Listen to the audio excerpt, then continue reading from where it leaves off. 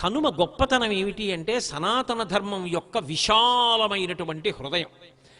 శం చతుష్పదే శం ద్విపదే, ఒక్క నేను బాగుండాలి, మా అబ్బాయి బాగుండాలి, మా కోడలు బాగుండాలి, మా మనవలు బాగుండాలి, నా కూతురు అల్లుడు మనవలు బాగుండాలి, అది కాదు, అందరూ బాగుండాలి. అందుకే 108 నామములతో పూజ చేయిస్తారు. 170 నామాలు ఉండకూడదా, 350 నామాలు ఉండకూడదా? 108 నామాలు తప్పితే 1000 ఎందుకుంటాయంటే సమస్త లోకములలోని ప్రాణులు 27 నక్షత్రములలో పుడతారు. పుట్టినప్పుడు చనిపోయినప్పుడు నక్షత్రాన్ని ప్రధానంగా చూస్తారు. ఒక్కొక్క నక్షత్రానికి 4 పాదాలు, 27 నక్షత్రములకు ఒక్కొక్క దానికి 4 చొప్పున 108 పాదములు. 108 నక్షత్ర పాదముల యందు ఎన్ని జీవులు పుట్టాయో, ఎంతమంది పుట్టారో అందరూ సంతోషంగా ఉండాలి. నేను ఒక్కడను కాదు, అందరూ సంతోషంగా ఉండాలి. శంకరాచార్యుల వారు నేర్పినటువంటి బాట.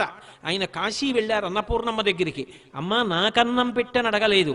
శంకరాచార్యులు వారు అన్నారు, మాతాచ పార్వతీదేవి పితాదేవో మహేశ్వర బాంధవా శివభక్తాశ్చ స్వదేశో భువనత్రయం అన్నారు. అమ్మ మా అమ్మ నువ్వే, మా నాన్నగారు శంకరుడు, 3 లోకాల్లో ఉన్నవాళ్ళు నా బంధువులు, అన్నం పెట్టమ్మా అన్నారు.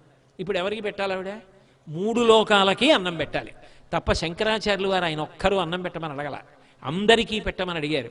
108 నామములతో పూజ చేస్తున్నామంటే దాని అర్థం ఏమిటంటే 27 × 4 108 నక్షత్ర పాదములలో పుట్టిన సమస్త ప్రాణులు సంతోషముగా ఉండుగాక.